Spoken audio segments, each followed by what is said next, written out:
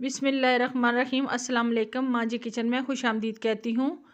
آج میں رمضان کے لیے اسپیشل شربت بنانے جا رہی ہوں، وہ ہے گوند کتیرے اور تخم مرلنگے کا۔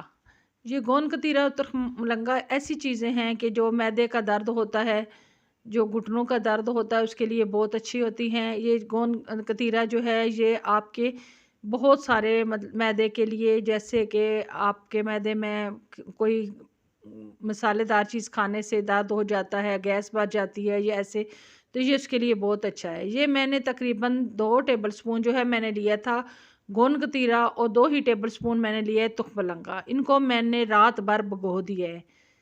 یہ جو گوند کتیرہ ہے یہ کافی ٹائم لیتا ہے پھولنے کے لیے، کیونکہ یہ بالکل آپ جب دیکھیں گی تو یہ گوند کتیرہ جو ہے ایسے سخت ہوتا ہے۔ اب میں نے اس کو رات بھر بھگوئے رکھا تھا۔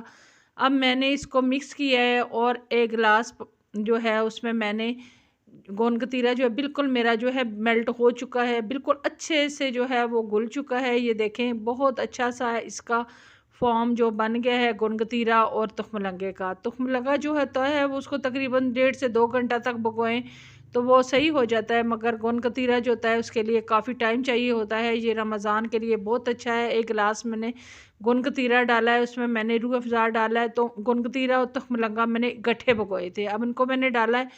اگر کچھ لوگوں کو دودھ کی پرابلم ہوتی ہے، ان کو دودھ پسند نہیں ہوتا، یہ دیکھیں 1 بادام جو ہے 1 ٹیبل سپون جو ہے میں نے اس کو کرش کیا تھا، اب اس کے اندر ڈال دیا ہے 1 تخم مرلنگا، گوند کتیرہ اور بادام اور روح افزا میں نے مکس کر کے ڈال کے اس کے اندر دودھ میں نے ایڈ کر دیا ہے۔ یہ بہت اچھی سی سموتھی جو ہے وہ تیار ہو چکی ہے۔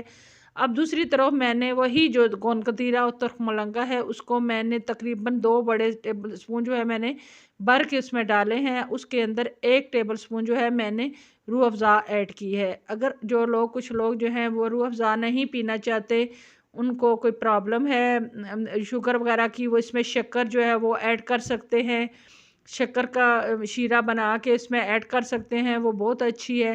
اب سموسے پکوڑے کھانے ہوتے ہیں، کیونکہ رمضان میں جو ہوتی ہے سپائسی کھانا ہوتا ہے اور زیادہ دیر معدہ جو ہے وہ خالی ہوتا ہے، اس کے لیے سب سے پہلے افطاری کے فوراً بعد آپ یہ پی لیں، کھجور کھائیں، اس کے بعد 1 گلاس یہ پی لیں۔ یہ آپ کے معدے کو نقصان نہیں پہنچائیں گے، جو تلی ہوئی چیزیں ہیں وہ نقصان نہیں پہنچاتی ہیں۔ یہ ابھی اس میں بھی میں نے 1 بادام کی 1 چمچ جو ہے وہ میں نے اس میں ایڈ کی ہے، کیونکہ اس میں جو ہوتا ہے یہ بادام بھی ہے اور تخم مرلنگا بھی، گوند کتیرہ یہ معدے کے لیے بہت اچھا ہے۔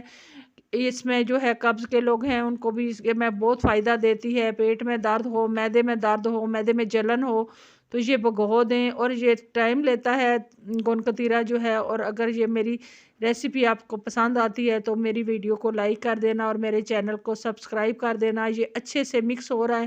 یہ دیکھیں کہ یہ آپ جو ہے افطاری سے فوراً بعد میں یہ پی سکتے ہیں۔ بعد میں اگر آپ سحری میں بھی پینا چاہتے ہیں تو یہ بہت اچھا ہے۔ اگر دودھ کے ساتھ آپ لینا چاہتے ہیں تو مزید اچھا ہے کہ آپ کے معدہ جو ہے وہ کبھی جلن نہیں کرے گا۔ رمضان پورا میں بہت لوگوں کو رمضان میں معدے کی جو ہے جلن وہ بہت زیادہ ہونا شروع ہو جاتی ہے، کیونکہ ہم تلی ہوئی چیزیں کھاتے ہیں، سارا دن ہمارا معدہ خالی رہتا ہے، اس کے بعد ہم فوراً سے پکوڑے کھانا شروع کر دیتے ہیں، سموسے، یہ چیزیں ہم کھانا شروع کر دیتے ہیں، جس سے ہمارے معدے کو جلن ہونا شروع ہو جاتی ہے۔ یہ آپ کا معدہ جو ہے پورے رمضان میں جلے گا نہیں۔